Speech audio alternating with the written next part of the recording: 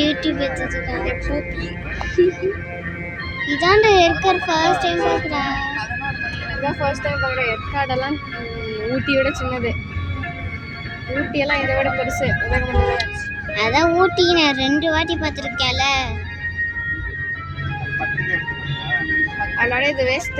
அடே ஊட்டியில ஒரு நாள் மழை வந்துச்சு பார்த்து தானே. ஊட்டியில ஜாலியா இருக்கேன். ட்ரெயின் எல்லாம் இருக்கும் ஊட்டியில மட்டும்தான். அதான் அதே நீ பார்த்து தானே ஒரு ஃபர்ஸ்ட் டே நம்ம ஊட்டி போவோம். மழை நின்று பார்த்தேன் ட்ரெயின் போனதா. ஆமா மழை வந்துச்சு தானே அப்ப இந்த ஃபர்ஸ்ட் இது